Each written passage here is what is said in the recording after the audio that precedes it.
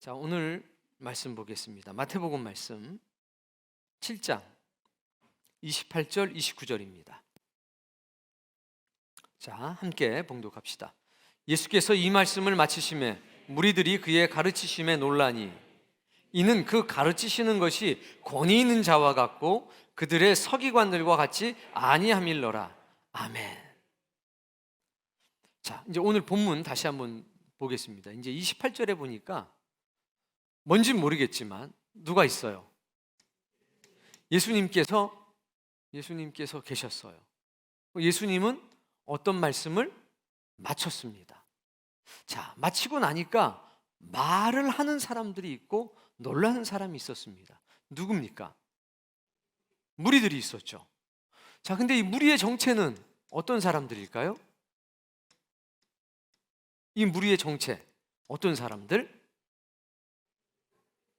그렇죠. 말씀을 들었던 사람입니다. 그래서 이 사람들을 청자라고 해볼게요. 청자라고 해도 알아들으시죠? 학생들 혹시 청자가 리스너, 듣는 사람들을 청자라고 그래요. 말하는 사람을 화자라고 얘기합니다. 스피커, 청자, 무리들은 청자입니다. 말씀을 들었습니다. 자, 어떤 반응을 보이고 있습니까? 놀라고 있어요. 이 청자들이 놀라고 있습니다. 왜 놀라나 봤더니 뭐에 놀란 겁니까? 누구의 가르침? 뭐 때문에? 가르침 때문에 놀라고 있습니다. 이 가르침은 정확하게 얘기하면 해석입니다. 예수님의 해석에 놀란 겁니다. 그 가르침의 핵심이 뭐였냐면 해석이었습니다. 예수님의 가르침의 특별한 것은 새로운 무언가를 나타내시기보다는 기존에 있던 것들에 대한 탁월한 해석이었습니다. 그것이 거의 90% 이상. 그리고 10% 정도는 이전에 없던 새로운 증거가 나오기도 했지만 대부분은 기존에 존재하던 말씀, 기존에 가르치던 내용들에 대한 재해석이었습니다. 그러니까 해석에 놀라는 겁니다. 가르침의 가장 중요한 게 뭐냐면 듣도 보다 못한 것을 말하는 게 아니라 나와 있는 어떤 말씀과 진리에 대한 탁월한 해석이 이 놀람을 일으킨다는 것을 기억하셔야 됩니다. 자, 29절.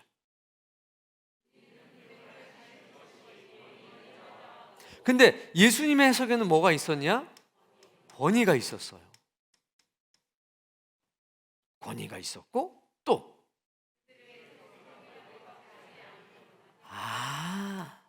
달랐어요. 누구랑? 서기관들하고. 서기관들은 대부분 바리새파 있죠. 서기관 그냥 율법학자라고 생각하면 가장 좋습니다. 예수님에게는 권위가 느껴졌는데 서기관들에게는 권위가 느껴지지 않았다는 겁니다. 도대체 어떤 해석을 하셨기 때문일까? 오늘 그것을 살펴보려고 합니다. 자, 오늘 우리가 볼 건 예수님의 가르침, 즉 그분의 해석이 어떠했기 때문에 사람들이 야, 권위 있는 자다 라고 말하면서 깜짝 놀랐을까라고 하는 겁니다. 율법학자들, 서기관들, 바리새인들과는 다른 해석을 하셨다는 겁니다. 근데 그 논지는 이미 세상 사람들이 다 알고 있는 겁니다. 근데 그 논지에 대한 해석이 탁월했기 때문에 깜짝 놀란 거죠. 그러니까 여러분이 그것들을 잘 구별하셔야 됩니다. 주님이 하셨던 말씀 자체가 정말 새롭고 이전에 없던 것인 케이스는 10%가 안 됩니다. 예수님의 가르침에 자꾸 놀랐던 것은 그 해석의 탁월함이었습니다. 이전에 없던 것을 선포하셨던 것은 아버지라는 말씀. 하늘에 계신 내 아버지. 했을 때 그냥 뭐 뒤집어진 거죠. 그러나 대부분의 강론은 어떤 새로운 사실을 갖다가 나타내는 게 아니라 기존에 있었던 가르침에 대한 탁월한 해석. 그것 때문에 사람들이 놀람을 옷 입듯이 했다는 겁니다. 그러니까 여러분이 좀 그런 식견은 가지셔야 돼요. 지금도 성령님의 역사를 만나고 살아계신 하나님의 역사를 만나면 이거 한 번도 누가 주장해 본 적이 없는 건데 야 대단하다, 이런 경우는 10%가 안 됩니다. 만약 그것이 넘어간다면 예수님보다 더 대단한 거죠. 이 세상에 예수님보다 더 대단한 사람은 존재할 수 없다는 겁니다. 하나님의 역사는 기존에 기록되어 있는 성경, 기존에 주장해 왔던 것들을 재해석합니다. 근데 그 해석에 탁월성이 있다는 겁니다. 도대체 어떤 일들이 있었는지 살펴볼 겁니다. 좀 수준 높은 신앙을 할 수 있게 되길 바랍니다. 자, 21절에 보면 이렇게 시작을 합니다. 읽어보세요. 자, 이제 두 종류의 사람이 존재한다고 그랬습니다. 이 말씀 속에는 주여 주여 하는 사람들, 우리는 그 사람들을 뭐라고 불렀죠? 주여 주여 하시는 그 사람들을 문화적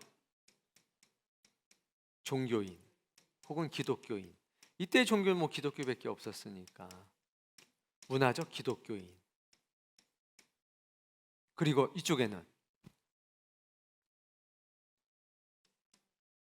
참 신자죠. 진짜 신자, 하나님의 뜻을 행하는 사람들이 이쪽에 있는 겁니다. 참 신자가 있었어요. 예수님은 두 종류의 사람이 있다라고 얘기하는 겁니다. 그런데 그 위에 말씀에 보면 어떻게 시작이 되냐면 좋은 나무와 나쁜 나무에 대한 말씀을 하셔서 이게 계속 연결돼서 오는 말씀입니다.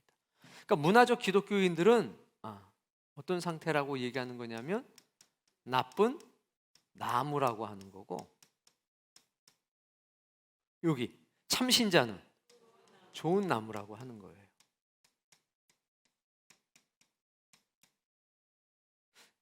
그 나쁜 나무는 나쁜 열매를 맺고, 좋은 나무는 좋은 열매를 맺는다, 이 말씀을 하셨거든요. 그리고 나서 이어서 말씀하는 거예요. 이 문화적 기독교인은 형식적인 신자인 겁니다. 형식적인 신자. 형식을 따라 살고 고정관념과 사회적 통념에 딱 잡혀있는 사람들입니다. 답이 이미 정해져 있는 사람들. 그런데 여기서 갑자기 주여 주여라고 하는 개념을 예수님께서 딱 다시 끄집어내요.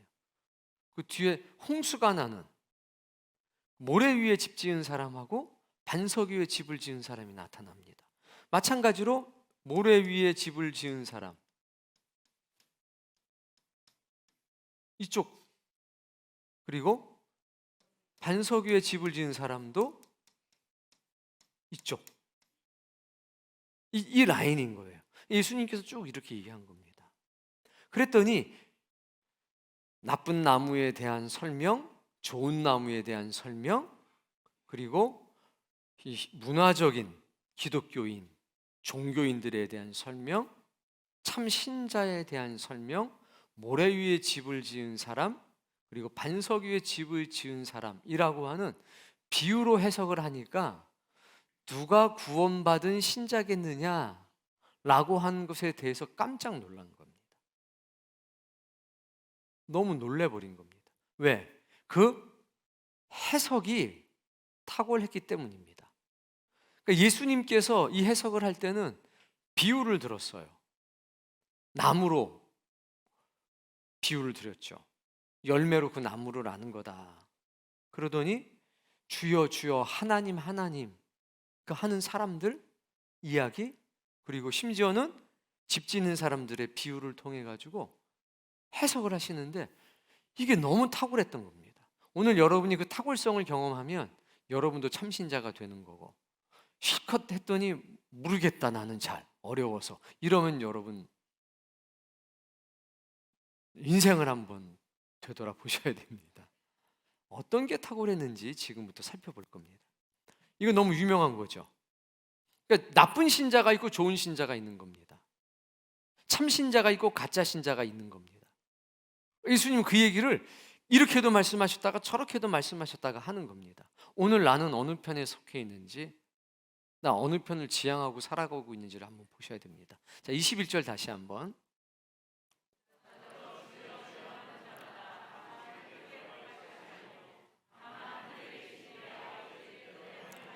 그런데 요 1번에 해당하는 사람이든 요 2번에 해당하는 사람이든 목적은 똑같습니다.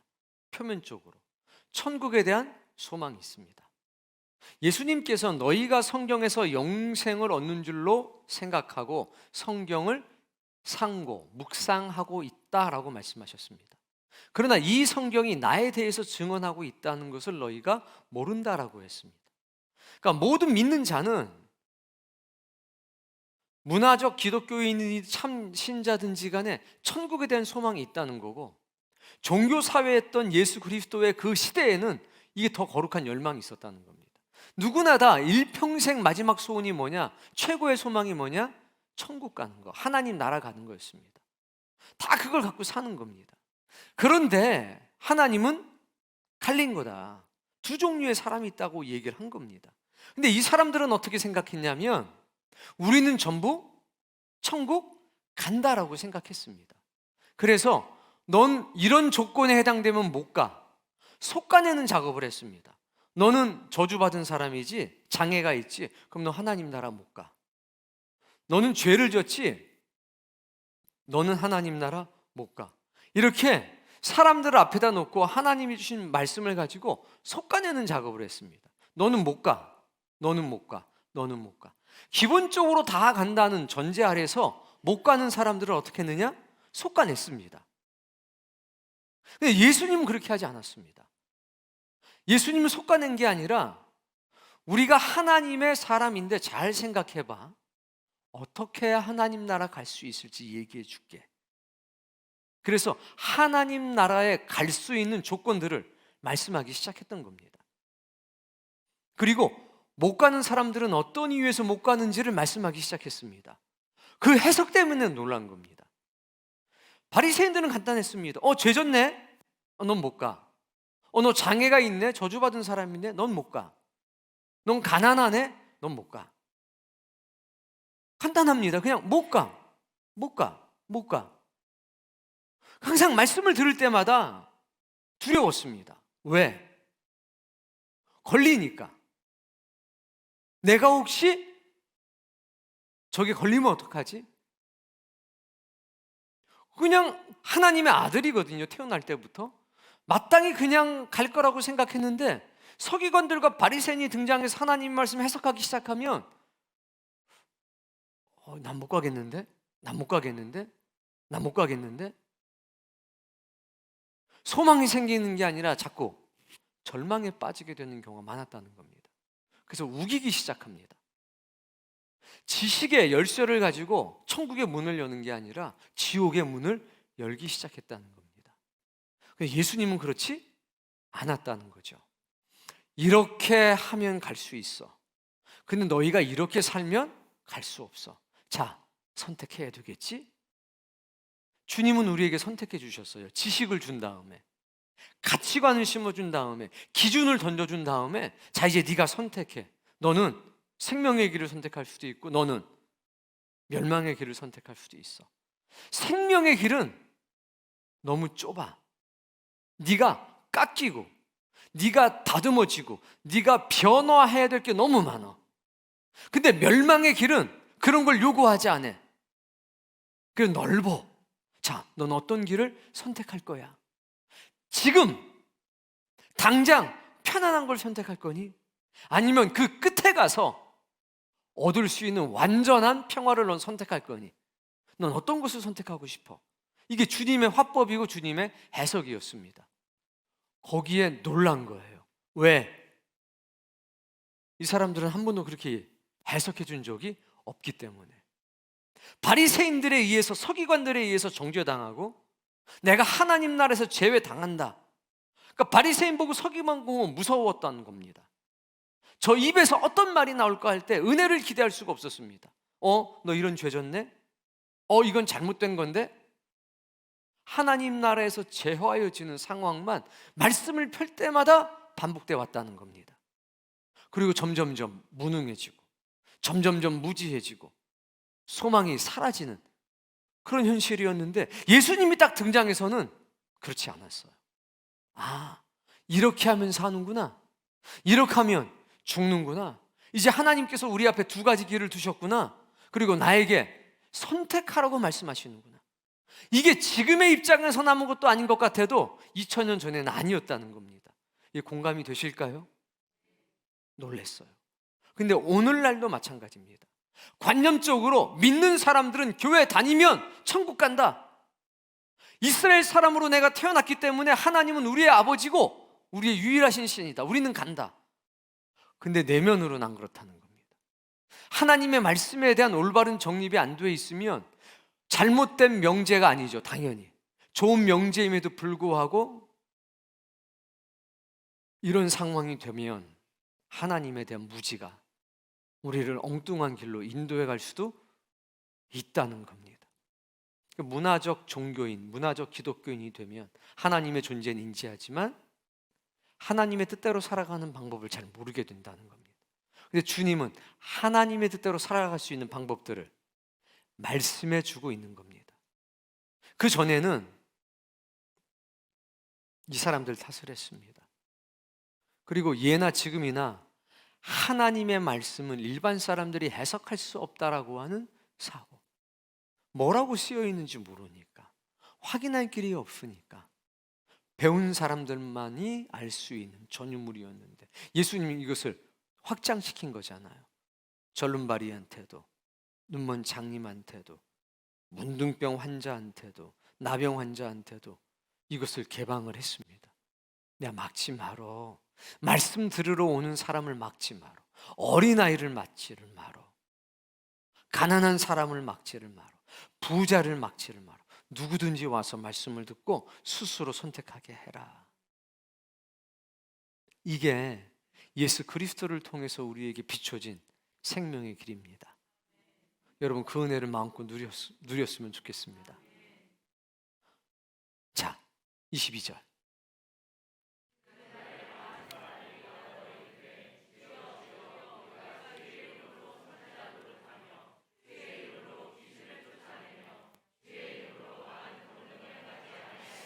그 주여 주여 했던 사람들의 특징이 있죠.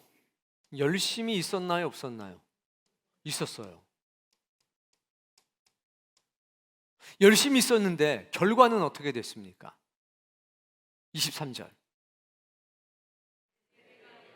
나는 너희를 모른다. 내가 이렇게 열심을 냈잖아요. 그랬더니 예수님은 그래 열심 참 많이 냈다 이렇게 말씀하신 게 아니라 난 너 모르겠는데 하면서 이 열심을 어떻게 정의하십니까? 불법이라고 정의하십니다. 하나님 나라는 열심 내야 간다고 생각하지 않나요? 보통 2000년 전에도 그랬단 말입니다. 지금도 그래요. 열심 내야지. 이거 맞는 얘기예요. 맞는 얘기인데 예수님은 더 중요한 얘기를 하시는 겁니다. 이 문화적 기독교인들이 열심은 있었다는 겁니다. 이 나쁜 나무도 열매는 맺었다는 겁니다. 문제는 그 열매가 나쁜 열매였다는 거죠. 열매 있네? 열심 내네? 그러니까 열심도 나쁜 열심이 있고 좋은 열심이 있다는 겁니다. 열매도 좋은 열매가 있고 나쁜 열매가 있다는 겁니다. 그러니까 이 당시의 관념은, 통념은 열심이면 열심이었고 열매면 열매였는데 주님은 오셔가지고 열매는 좋은 열매와 나쁜 열매가 있어. 나무면 됐지라고 얘기했을 때 아니, 나무는 좋은 나무와 나쁜 나무가 있어. 선지자는 좋은 선지자와 나쁜 선지자가 있어. 이렇게 지금 말씀을 해주시는 겁니다. 이게 굉장히 충격적이었던 거예요. 열심이 있었어요. 서기관들은 열심을 강조했습니다. 근데 전제 자체가 완전히 잘못돼 버린 겁니다. 야, 너희는 열심 내지 않았어. 예수님 이렇게 말씀하지 않았습니다. 너희들 열심 냈네? 근데 예수님 뭐라고 그러냐? 그거는 불법이었어 라고 말씀하잖아요. 불법을 행하는 자들아 내게서 떠나가라. 난 너희들 모르겠다. 우리가 열심을 냈는데요? 아니, 난 너에게 열심을 내라고 한 적이 없는데, 난 그렇게 일하라고 말한 적이 없는데. 열심이 없는 것도 문제입니다. 그런데 그 열심이 나쁜 열심이라면 우리를 천국으로 이끌어가는 게 아니라 우리를 좋지 않은 재앙으로 이끌어가는 열심일 수도 있다는 겁니다. 예수님 그 말씀하는 겁니다. 열심이면 다 좋다고 생각했는데 예수님은 좋은 열심과 나쁜 열심이 있어. 나쁜 열심을 내게 되면 그걸 불법이라고 그래. 내 뜻과 맞지 않는 거지. 난 그들을 몰라. 떠나가. 이러니까 너무 놀란 겁니다. 너무 놀란 겁니다. 근데 그 놀람이 불쾌하거나 두렵거나 하지 않았습니다. 그 놀라움이 희망의 빛이 됐습니다. 서기관들한테 평생을 배웠는데 예수님의 말씀 한마디가 그들의 인생을 완전히 바꿔버린 겁니다. 아, 열심 내는 것도 중요한데 이 열심이 좋은 열심인지 나쁜 열심인지도 확인해 봐야 되겠다라는 생각이 들었겠죠. 열매면 됐지라고 했는데 그 열매가 좋은 열매인지 나쁜 열매인지 확인해 보자, 이렇게 된 거죠. 선지자가 있는데 좋은 선지자인지 나쁜 선지자인지 확인해 보자. 그리고 끝난 게 아닙니다. 읽어보세요. 24절. 자, 그러더니 선지자 얘기하고 나쁜 나무, 좋은 나무 얘기하시다가 이제 문화적인 기독교인과 참신자의 말씀에 관한 것을 하시다가 갑자기 너희들의 문제야, 이게. 저 바리새인들의 문제, 지도자의 문제일 뿐만 아니라 너희들의 문제기도 해 라고 딱 말씀을 하신 겁니다. 누구든지 나의 이 말을 듣고 라고 했습니다. 누구에게 얘기하는 거냐? 청자, 무리들에게 얘기하는 겁니다. 이제 사람들이 들으면서 놀라서 이야, 대단해 대단해 하다가 이게 누구 문제가 됐냐? 자기 자신의 문제가 된 겁니다. 사랑하는 성도님, 항상 성경의 모든 것은 내 문제가 돼야 합니다. 남의 문제가 되면 안 됩니다. 이 문제는 동시에 우리 교회의 문제라고 받아들여야 합니다. 우리 교회는 괜찮고 다른 교회 얘기야, 이렇게 되면 여기서 문제가 생기는 겁니다. 예수님이 마지막으로 하시는 것은 이제 이게 너희 자신의 문제야. 저 사람들의 문제일 뿐만 아니라 동시에 우리 자신의 문제이기도 해. 근데 이 사람들이 이거 알아들은 거죠. 우리 교우들도 알아들었으면 좋겠습니다. 누구든지 나의 이 말을 듣고 행하는 자는 해서 이제 이게 바리새인들의 문제고 서기관들의 문제고 종교 지도자들의 문제고 이런 게 아니라 우리의 문제이다, 이렇게 된 겁니다. 너무 놀랐어요. 너무. 지금도 마찬가지입니다. 이건 여러분의 문제입니다. 우리 자신의 문제입니다. 가만히 잘 있으면 하나님 나라 갈 수 없습니다. 가만히 있는 건 잘하는 게 아닙니다. 잘하는 건 주의 말씀을 따라 움직이는 게 잘하는 겁니다. 뭐라고 말씀하시냐면 이 말을 듣고 행하는 자라고 합니다. 여기서 예수님은 순종이 뭔지를 보여주는 겁니다. 순종은 두 가지입니다. 첫 번째는 듣는 것, 두 번째는 행하는 것. 이 두 가지가 합쳐져야 순종이 되는 겁니다. 들음 그리고 행함, 이게 순종이 되는 겁니다. 근데 보통 신자들이 어디에 초점을 많이 두냐면 듣는 것. 예수님 당시도 마찬가지였어요. 알고 있으니까. 종교사에서 태어났잖아요. 하루에 5번씩 기도하는 사람들이었잖아요. 예수님 말씀하는 겁니다. 듣고 행하는 것이 순종이다라는 말씀을 지금부터 하는 거예요. 깜짝 놀란 겁니다. 잘 들어라는 말은 많이 들었는데 듣고 행하는 사람은 좋은 나무야, 참신자야. 그들은 반석 위에 집을 짓는 사람이지. 이 말씀을 하는 겁니다. 자, 그 집을 반석 위에 지은 지혜로운 사람이다 라고 말합니다. 자, 그러면 집은 이쪽이든 저쪽이든 집니까 안 집니까? 자, 열심은 이쪽이든 저쪽이든 냅니까 안 됩니까? 열심은 안 내야 천국 가나요? 전 때때로 어떤 분들의 희한한 논리를 만나게 됩니다. 신천지 알지? 예. 특징이 뭐야? 열심을 냅니다. 문선명이 그거 알지? 그 특징이 뭐야? 열심을 냅니다. 너 구원파 알지? 특징이 뭐야? 열심을 냅니다. 이단들은 열심을 내는 거야. 이걸 뭐라고 그러냐? 궤변이라고 하는 겁니다. 그러면 예수님의 제자들은요?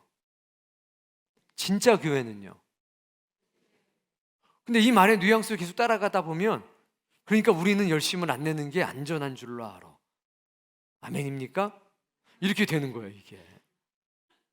예수님이 그럴 줄 알고 말씀을 남겨두셨죠.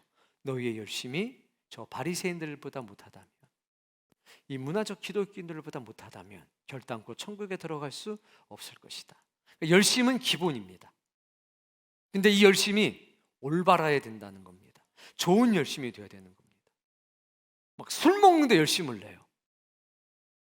어떻게 되는 거예요? 나 열심히 내가 술 먹고 있는데, 내가 열심히 남의 여자들 만나고 있는데, 내가 열심히 남의 밭에 가서 농사 지어주고 있는데, 아니 자기 밭에서 열심을 내야죠. 자기 가족들에게 잘해야죠. 그렇지 않나요? 열심만 내면 됐지 뭐. 이 문제가 있다는 걸 알 수 있죠. 자, 이 말씀을 좀 보겠습니다. 말씀을 듣고 행하는 자는, 즉 그 사람들이 뭐라고 그랬습니까? 순종하는 사람이죠. 그 집을 반석 위에 지었다라고 했습니다. 집은 똑같이 져요. 나쁜 나무도 집을 짓고 좋은 나무도 집을 짓습니다. 주여 주여 하는 사람도 집을 짓고, 참 신자 하나님의 뜻대로 행하는 사람도 집을 짓습니다. 자, 그럼 집을 짓는 모습만 보면 어떨까요? 집을 짓는데 들어가는 건축비가 달라요? 똑같아요? 모래 위에 짓는 거랑 반석 위에 짓는 거랑 뭐 그냥 쉽게 생각하면 같죠. 견적 내면 단가 똑같이 나와요. 평당 300만 원. 대충 똑같아요. 무슨 얘기냐? 모래 위에 짓든 반석 위에 집을 짓든 집을 져야 된다는 건 다 알고 있고, 동시에 집을 짓기도 한다는 거예요. 똑같이 듣고 똑같이 행동하는 겁니다. 근데 문제는 바닥이에요. 25절.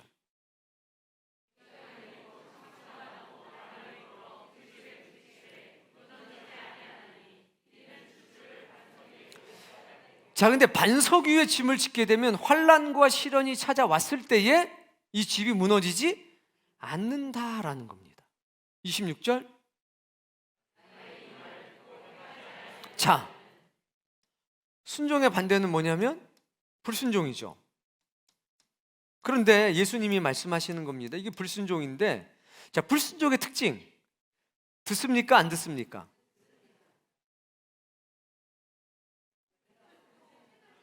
그래서 이제 구별해서 좀 정리를 해보면, 듣기는 들어요. 그렇죠? 그러니까 불순종을 해도 듣는다. 들어요, 분명히. 그런데 행함이 없죠. 들었는데 아는데 그대로 안 산다는 겁니다. 이런 사람은, 불순종한 사람들은 어디에 졌습니까? 모래 위에. 그럼 여러분 지금 듣고 있죠? 똑같이 들었는데 우리 중에 모래 위에다 집을 짓는 사람도 있습니다.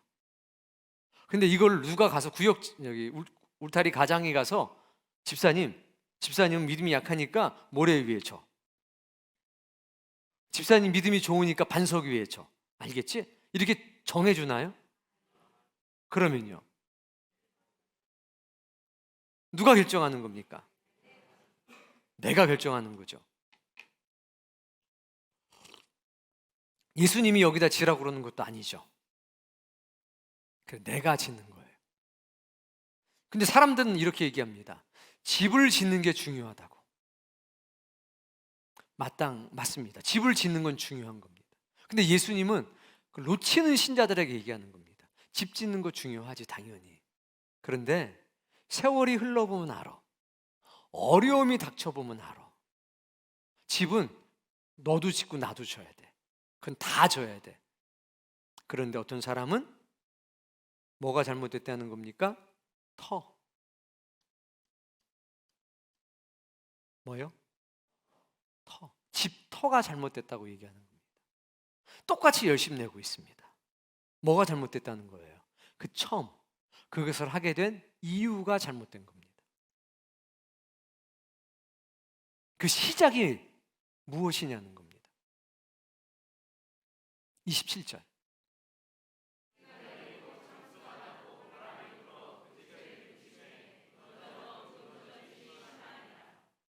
결국에 뭐가 무너져요? 이 집이 무너지죠. 근데 이쪽은 집이 안 무너져요. 예수님은 건축이 잘못됐다, 설계가 잘못됐다라고 말씀하지 않습니다. 뭐가 잘못됐다고 말씀하냐면 터. 네가 집을 짓는 그 위치가 잘못됐어 라고 말씀하는 겁니다.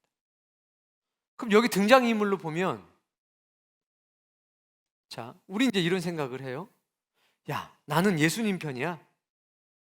너는 서기관 편이야. 다행이다라고 생각하는 겁니다. 난 누구 편에 서 있으니까? 예수님 편에 서 있으니까. 근데 예수님이 굉장히 은혜스럽게 말씀하시지만 또 이렇게 말씀하는 거예요. 너는 내 제자구나. 예, 전 서기관들 제자가 아니에요. 그래, 잘했다.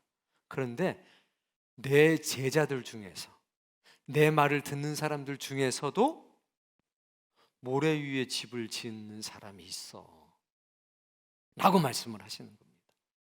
자, 이렇게 말씀하면, 자, 우리 교우들 중에서도 천국 못 갈 사람이 있습니다. 어때요? 여기 3사람이 있는데 이 중에서 천국 못 갈 사람이 있습니다. 기분이 어때? 근데 이 사람들은 어떻게 된 겁니까? 놀랬어. 왜? 너는 지옥 가겠다. 너는 천국 가겠다. 내가 너는 꼭 데리고 갈게. 걱정하지 마라. 이렇게 말씀하신 게 아니라 영역을 딱 정해놓은 거예요. 이렇게 사는 사람들은 가. 이렇게 사는 사람들은 못 가. 자, 네가 한번 선택을 해봐. 어떻게? 자네들은 어떤 선택을 할 건가? 끝이 좋은 선택, 그렇지? 그러면 말씀을 듣고 행할 건가? 어려워도? 그러니까 이 사람들이 힘이 난 거예요. 근데 여러분은 오늘 힘이 나셔야 돼요. 교회를 잘못 왔다. 자꾸 생각하게 하고, 이분들은 안 그랬다는 거죠. 이해가 좀 되시나요? 근데 여기 이제 중요한 문제가 나와요.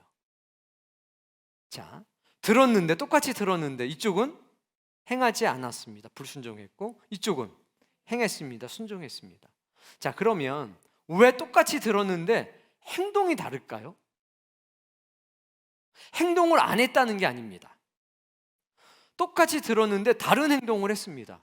이쪽과 이쪽이. 들은 대로 안 한 겁니다.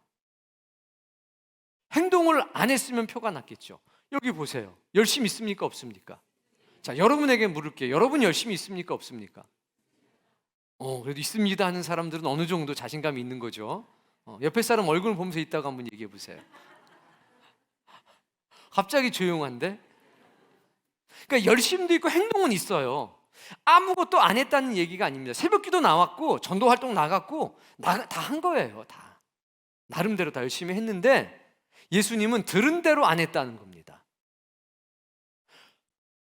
오른쪽으로 나가서 전도했는데 이 사람들은, 이쪽에 있는 사람들은 그냥 쉽게 얘기하면 오른쪽 나가서 전도했는데 이쪽 사람들은 왼쪽 가서 전도했다는 겁니다. 반석 위에 집을 지으라고 그랬더니 모래 위에다 집을 졌다는 겁니다. 이 차이가 왜 나타났을까요? 이 말씀을 하고 마치려고 합니다. 자, 지금 다 똑같이 듣고 있죠? 이제 끝나고 울타리끼리 모일 거죠? 그리고 막 얘기 나누실 거잖아. 막 이건 이거고 저건 저거고 할 때 이상한 얘기하는 사람 있어요, 없어요? 있어요. 똑같이 들었는데 어떻게 돼요? 다른 이야기를 해요. 근데 사실 그거 괜찮습니다. 그때 수정이 되니까. 근데 문제는요, 뭐냐면 끝까지 우기는 사람이 생겨요. 그때 뭐라고 얘기하냐면 내 생각에는이 나와요. 말씀을 똑같이 들었습니다. 그런데 들을 때 어떻게 들었냐? 내 생각에 맞는 것만 받아들였어요. 그러니까 이 사람들도 주님이 그렇게 하라고 그랬다고 우기는 거죠. 그리고 주장을 해요. 분명히 주님이 이렇게 하라고 그랬어. 아닌데 그렇게 하라고 안 하신 것 같은데. 뭔 소리야, 내가 분명히 들었는데. 이 말씀의 뜻은 이런 거지. 그런가? 이상하네. 정성을 다해서 듣질 않습니다. 내 처지, 내 형편, 내 가치에 맞는 것은 뭐하고? 받아들이고, 내 처지, 내 형편에 맞지 않은 것은 흘려보냅니다. 열심을 냈습니다. 주여 주여 하면서 많은 권능도 행했습니다. 누구보다 열심히 살았습니다. 그런데 자기 하고 싶은 것만 하고 살았다는 겁니다.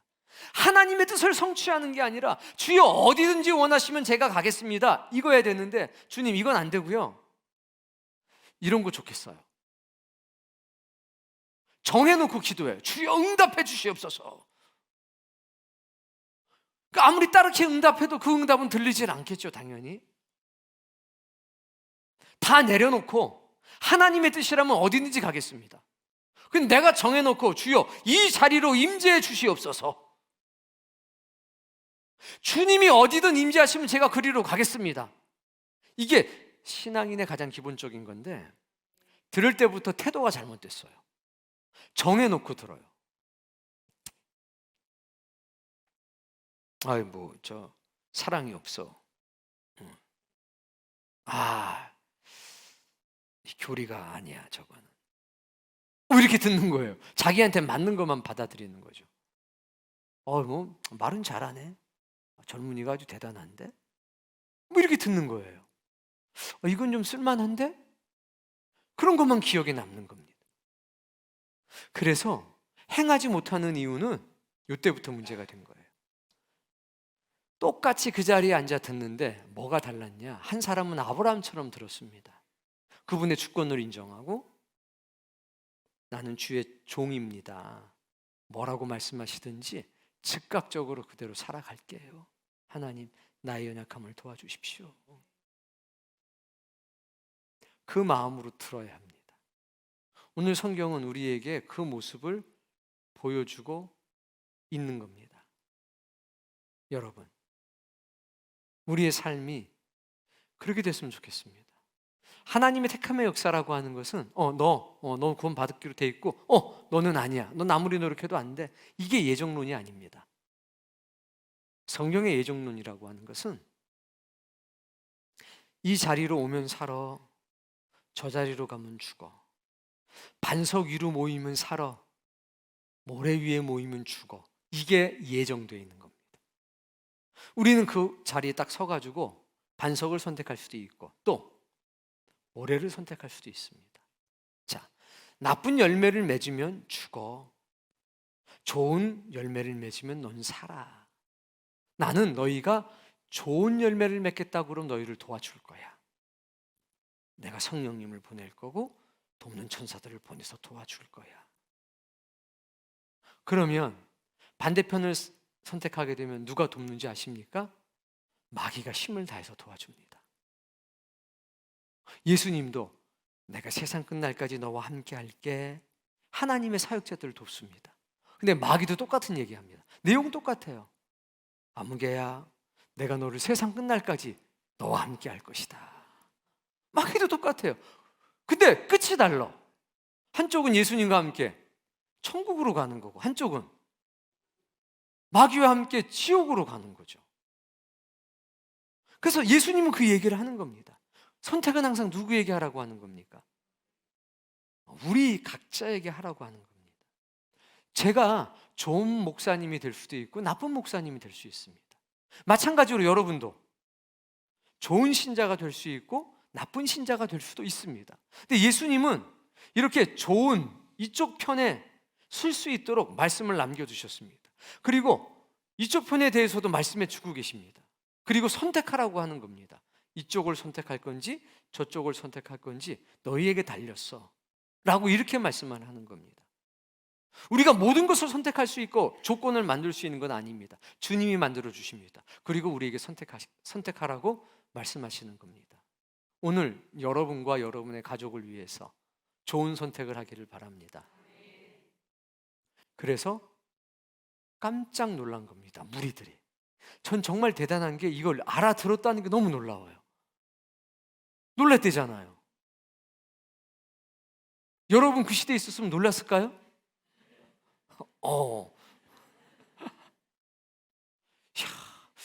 이야, 와,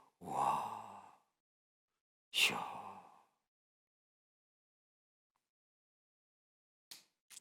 오늘 이 교회 다닌다고 그래서 다 천국 간다. 전 그렇게 말씀 못합니다. 우리도 내가 누군지를 하나님 앞에 스스로 증명을 해야 합니다. 사람이 구원을 하는 게 아니라 하나님이 우리를 구원하는 거기 때문에 그렇습니다. 사람이 어떻게 저렇게 살 수 있을까? 사람은 그렇게 못 삽니다. 그런데 그렇게 살려고 하는 사람을 주가 도와주십니다. 그러니까 은혜 아니겠습니까? 아침에도 말씀드렸지만 중요한 것은 바로 그겁니다. 자신의 연약함을 인정하는 것. 두 번째는 주여 나의 믿음이 연약한 것을 도와 주옵소서. 이 태도를 갖는 게 이게 완전한 사람입니다. 행위 자체가 퍼펙트해서 흠잡을 데가 없어. 그게 완전 아닙니다. 그런 사람은 없습니다. 항상 넘어지고 쓰러지는데 옳은 길로 가려고 애쓰고 노력하는 겁니다. 그걸 하나님이 기뻐하시는 거죠. 넘어질 때마다 주여 나를 도우소서. 주님을 시선에서 놓지 않기 위해서 몸부림치며 살아가는 것. 그것이 완전한 사람이라는 겁니다. 싸울 수 있습니다. 다툴 수도 있습니다. 그러나 끝이 좋죠. 주님 죄송합니다. 다시 돌이키고 회개하고 살아가는 것. 그런 아름다운 신자가 되기를 주의 이름으로 축복합니다. 당당하시기 바랍니다. 어떤 상황 속에서도. 너무 멋지잖아요. 예수님이 가르치셨습니다. 무리가 깜짝 놀랐습니다. 이야, 서기관들과 같지 않다. 저분의 가르치면은 권세가 있고 권위가 있다. 오늘 우리가 주님의 그 권위와 권세를 증거할 수 있는 사람이 됐으면 좋겠습니다. 그리고 기억하셔야 됩니다. 예수님이 최종적으로 하는 것은 너도 선택합니다. 너도 선택해. 우린 모두는 하나님 앞에 선택해야 돼. 누구도 이것을 강요할 수는 없어. 네 스스로가 선택하는 거야. 그래서 겉 형식, 외형, 형태만 보지 말고 본질을 보셔서 좋은 열심인지 나쁜 열심인지, 좋은 열매인지 나쁜 열매인지, 집만 보지 마시고 모래 위에 그 집을 지은 건지 반석 위에 그 집을 지은 건지를 확인하도록 하십시오. 그리고 서로를 격려해 주도록 하십시오. 서로가 서로에게 빛이 되어 주십시오. 그리고 서로가 서로에게 위로가 되어 주십시오. 그렇게 될 때 우린 안전할 겁니다.